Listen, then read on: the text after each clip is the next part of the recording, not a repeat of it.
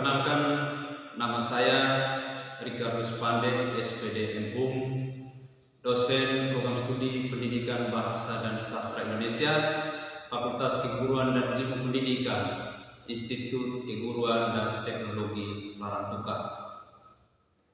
Sebagai seorang dosen, saya wajib menjalankan Tridharma perguruan tinggi, yaitu pendidikan dan pengajaran, penelitian dan pengabdian kepada masyarakat. Pada kesempatan ini, saya akan menjelaskan pada bidang pengajaran, khususnya pengajaran pada mata kuliah keahlian saya, yaitu mata kuliah morfologi. Mata kuliah morfologi ini adalah mata kuliah wajib program studi dengan bobot SKS 3 SKS. Mahasiswa yang memprogramkan mata kuliah morfologi ini wajib lulus pada mata kuliah linguistik umum dan juga mata kuliah fonologi. Mata kuliah ini bertujuan untuk memberikan kompetensi kepada mahasiswa tentang seluk-beluk morfologi bahasa Indonesia.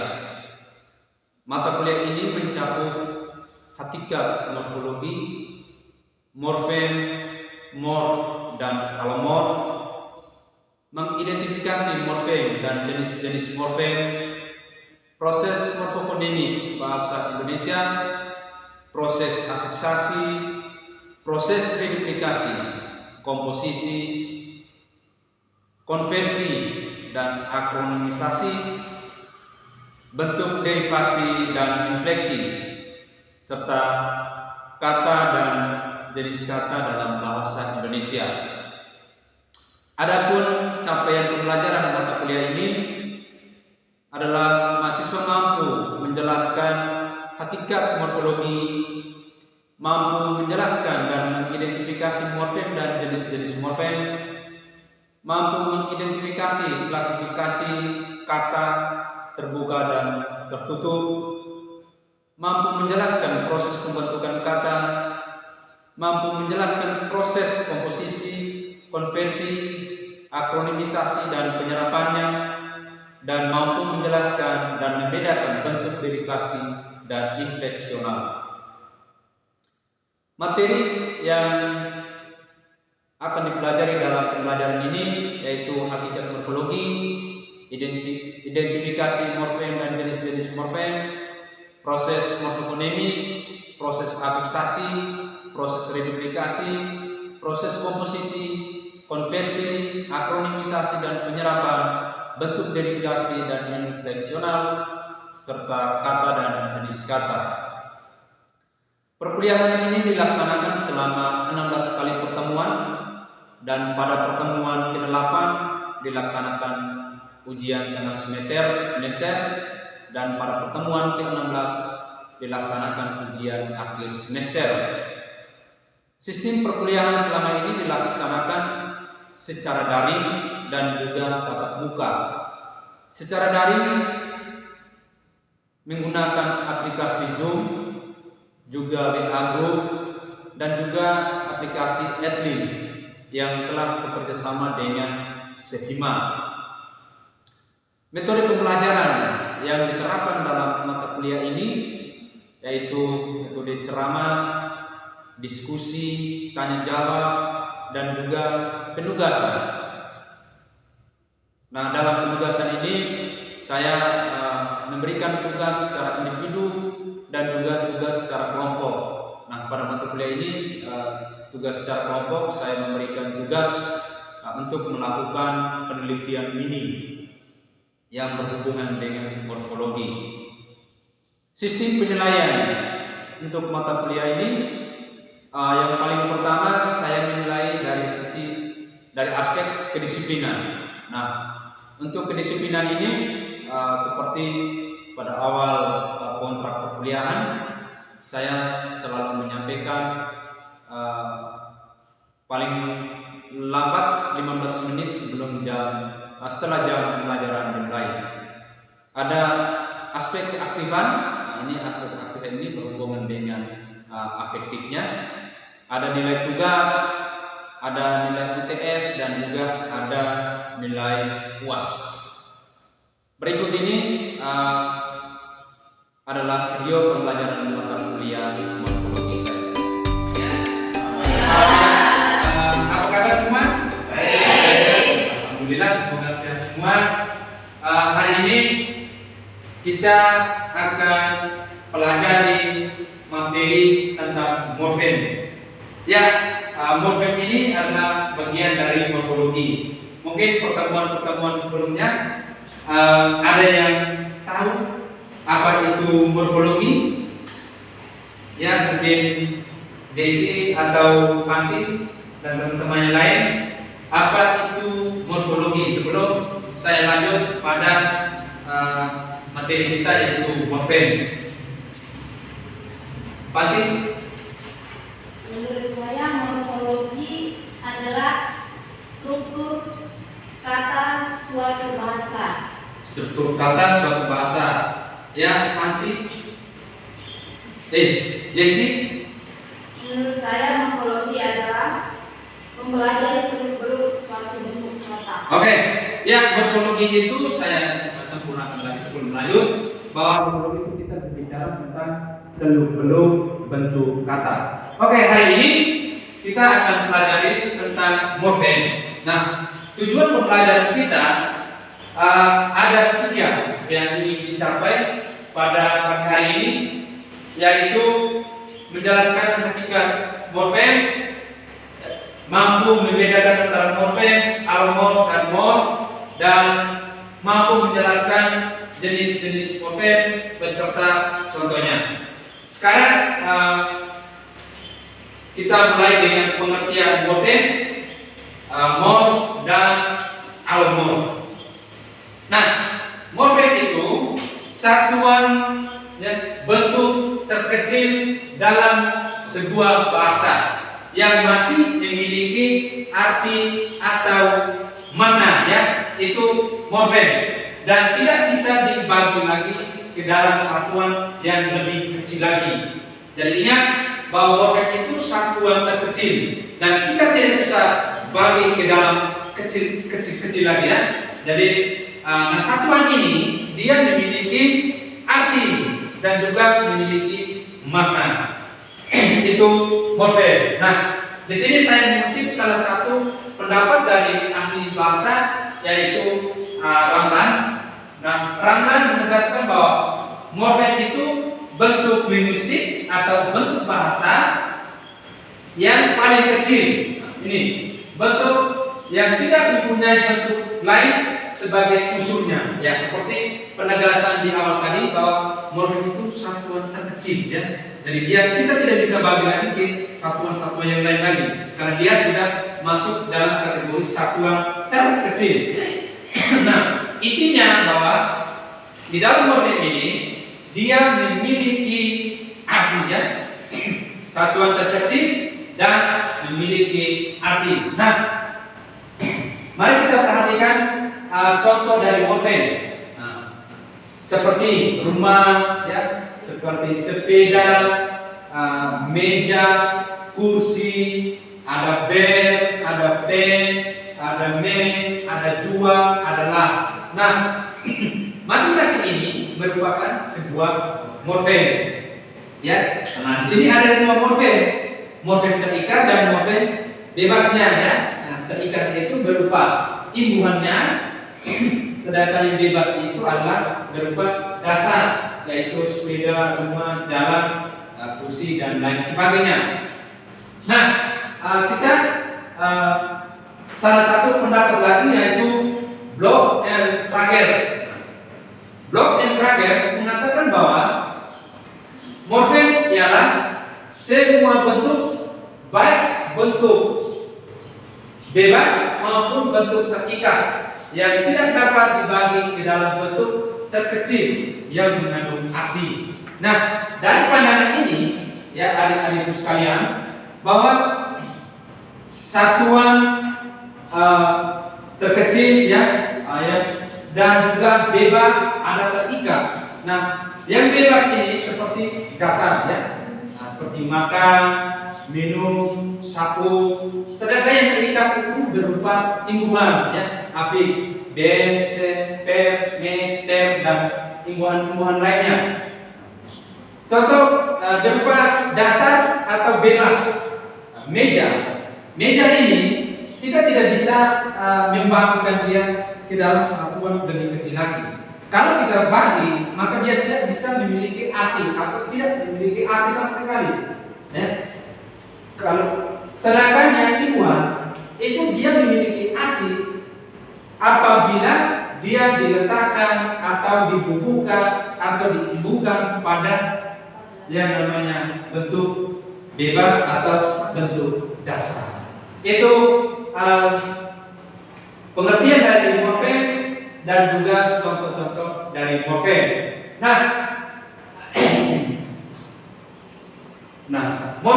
Morfem itu sebenarnya barang abstrak karena ada dalam konsep. Ya, morfem itu barang abstrak karena ada di dalam konsep. Nah, sedangkan yang konkretnya itu, ya, yang ada di dalam pertuturan keseharian kita itu namanya alomorf. Ya, ingat ya, kalau morfem itu barang abstrak, sedangkan yang konkret dalam pertuturan kita sehari-hari itu namanya alomorf. Ya, ini konkretnya. Nah, alomorf ini adalah tidak lain realisasi dari morfem. Ya, nah, ini kalau kita menyebut meja, maka konkretnya ya ini, ya, benda. Kalau kita menyebut kursi, konkretnya adalah kursi, ya, itu benda yang sedang kita duduk ini. Nah, sebagai realisasi, ya, sebagai realisasi dari morfem itu, alomorf bersifat nyata dan ada, ya. Alomorf itu bersifat nyata dan ada, ya. Seperti itu tadi, ya, kursi, kita sebut kursi, ada kursinya. Sebut meja ada, kuda juga ada, gedung juga ada, ya. Artinya itu nyata dan ada. Umpamanya morfem kuda, ya. Nah, itu direalisasikan dalam bentuk leksika. Nanti kita tulis di situ kuda, ya. Nanti konkretnya ada, ya, kuda. Lalu ada lagi morfem kan, yaitu terikat atau imbuhan, ya. Itu merupakan realisasi dalam bentuk kan, ya.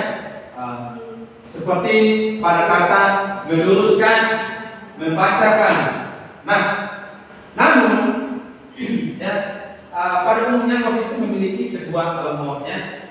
Namun ada juga morfem yang direalisasikan dalam beberapa bentuk alomorf. Nah, misalnya morfem ber, morfem dan ber ini memiliki 3 alomorf, ya, atau 3 bentuk, yaitu ada ber, ada b, dan ber. Dan morfem b memiliki 6 buah alomorf, yaitu me, mem, men, min, dan meng, dan menge. Ya, itu alomorfnya. Nah, di samping istilah ada morfem dan alomorf, ada satu istilah lagi namanya morf, ya. Nah, morf ini bentuk yang belum diketahui statusnya, ya. Nah, apakah sebagai morfem atau sebagai alomorf. Nah, jadi sebenarnya wujud fisik morf itu sama dengan wujud fisik alomorf. Jadi alomorf itu sama dengan morf, ya. Nah, intinya bahwa morfem itu barang abstrak, sedangkan alomorf itu konkret dan nyata dan juga ada, ya. Nah, itu gambaran singkat konsep dari atau definisi dari morfem, alomorf, dan morf. Sekarang morfem, alomorf, dan morf ini kita masuk pada jenis-jenis morfem. Nah, morfem ada 5 jenis morfem. Ini yang pertama berdasarkan kebebasan, yang kedua berdasarkan keutuhan, dan ketiga berdasarkan kemungkinan menjadi dasar dalam pembentukan kata, keempat berdasarkan jenis fonem, dan yang kelima berdasarkan ciri semantik. Nah, mari kita perhatikan satu persatu dari jenis morfem ini. Ya, jenis morfem yang pertama berdasarkan kebebasan. Nah, berdasarkan kebebasan, morfem ada dua, yaitu ada morfem bebas dan ada morfem terikat. Ya, ada morfem bebas dan ada morfem terikat. Nah, morfem bebas, mari kita perhatikan. Morfem bebas, morfem yang tanpa keterkaitannya dengan morfem lain dapat langsung digunakan dalam pertuturan. Ini morfem bebas. Nah, dengan istilah morfem bebas itu berupa dasar, ya. Morfem bebas itu berupa dasar. Kata kuncinya di situ. Seperti contoh ulang, merah, jauh, dan lain sebagainya. Morfem terikat. Nah, morfem terikat ini ada dua, berupa bebas dan berupa terikat. Ini morfem terikat. Nah, bebasnya, mohon maaf, morfem terikat itu ada dasar dan ada afiks, ya. Nah, ada dasar dan ada afiks. Nah, kalau dasar sama dengan bebas. Kalau afiks itu berupa imbuhan, ya. Itu morfem terikat. Nah, berdasarkan yang kedua, keutuhan bentuknya. Itu ada morfem utuh dan ada morfem terbagi. Nah, morfem utuh itu semua morfem dasar baik bebas maupun terikat itu dinamakan morfem utuh, ya. Ingat, morfem utuh itu baik morfem dasar maupun terikat itu namanya morfem utuh. Sedangkan morfem terbagi itu secara fisiknya, ya, terbagi atau disisipi dengan morfem lain, seperti konfiks ini. Nah, morfem terbagi itu seperti konfiks.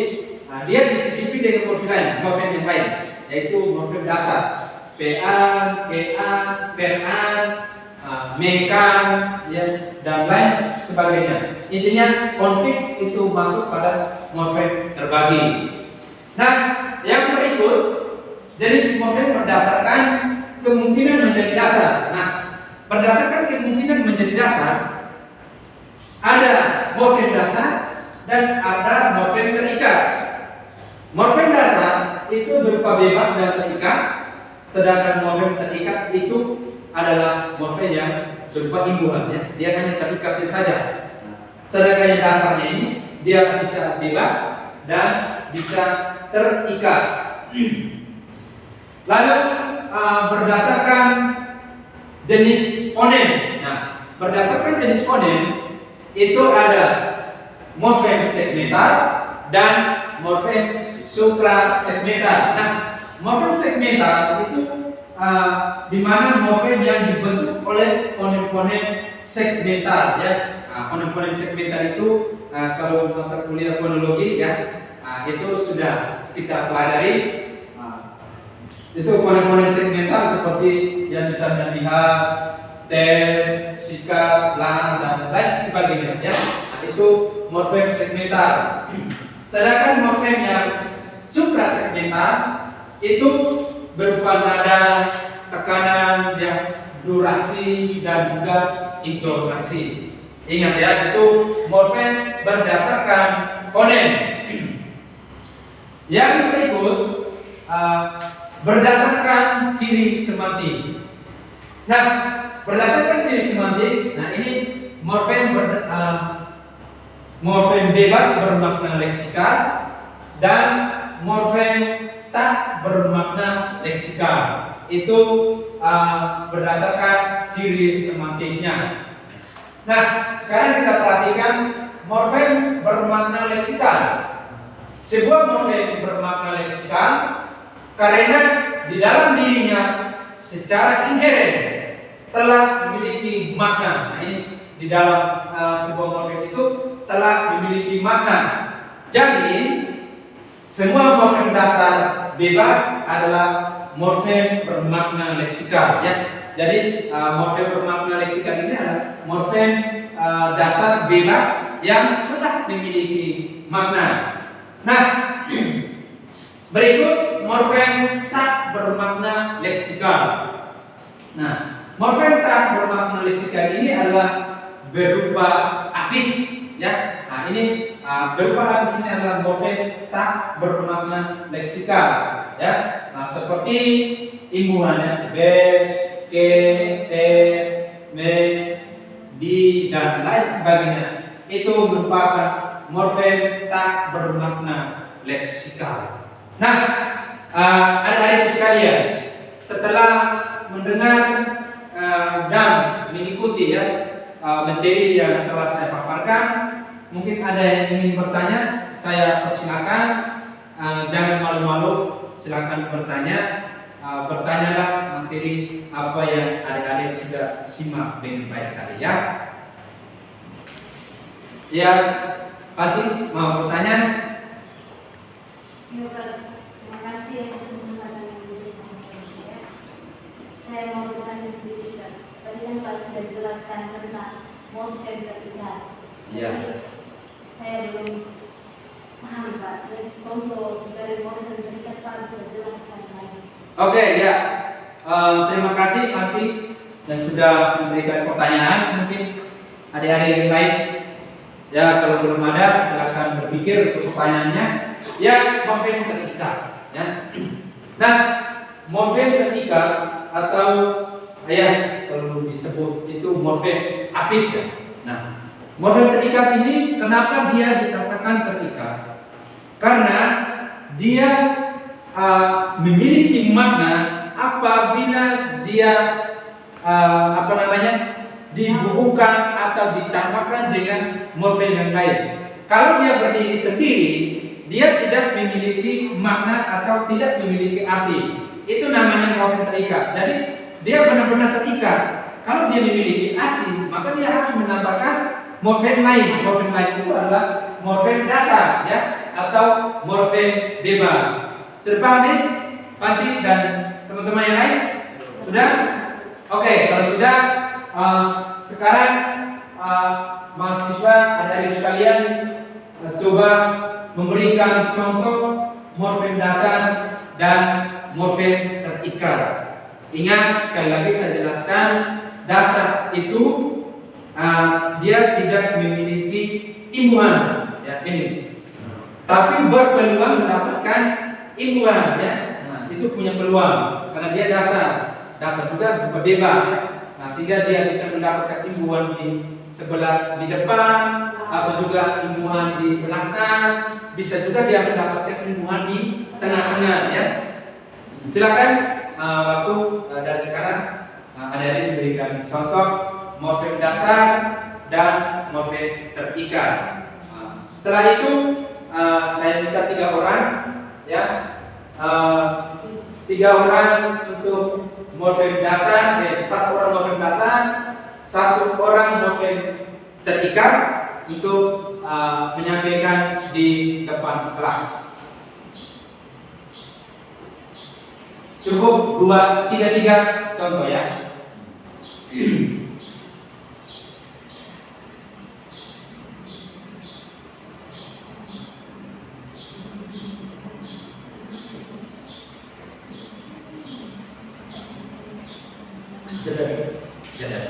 Oke, sekarang yang sudah saya minta perwakilan dari 2 orang mahasiswa untuk melakukan hasil ya kerja kalian. Saya persilakan. Rio, oke. Baik, terima kasih atas kesempatan yang diberikan kepada saya. Saya akan menyampaikan pemikiran saya tentang morfem bebas dan morfem terkait. Kalau menurut saya, morfem bebas adalah morfem yang tanpa keterkaitannya dengan morfem lain dan langsung digunakan dalam peraturan. Contohnya apa? Bantu itu bisa digunakan membantu begitu. Lalu keduanya itu bantu, yaitu membantu. lalu masuk movement terkait adalah movement yang harus terikat. Movement terikat adalah movement yang harus lebih bergabung dengan movement lainnya untuk dapat digunakan dalam peraturan, misalnya dimudahkan. Hanya itu saja, sekian dan terima kasih. Ya, tepuk tangan dulu. Ya, terima kasih Nurio. Satu orang lagi. Ya, oke, nanti angkat. Ya, luar biasa ya, aktif sekali. Baik, terima kasih atas kesempatan yang diberikan kepada saya. Di sini saya akan menjelaskan yang saya ketahui tentang morfem terikat. Menurut saya, contoh dari morfem terikat, morfem yang tidak bisa berdiri sendiri. Contohnya ber, me, mekan, dikan. Terima kasih, cuma itu saja. Oke, ya, oke baik. Saya menyampaikan terima kasih banyak untuk dua mahasiswa yang telah melaporkan hasil kerjanya menurut pemahaman mereka berdua, itu sangat luar biasa. Namun saya menyimpulkan kembali dari tugas yang saya berikan tes secara langsung bahwa morfem bebas dan morfem terikat, ya. Nah, ini pada intinya bahwa morfem bebas itu morfem yang berupa dasar, ya.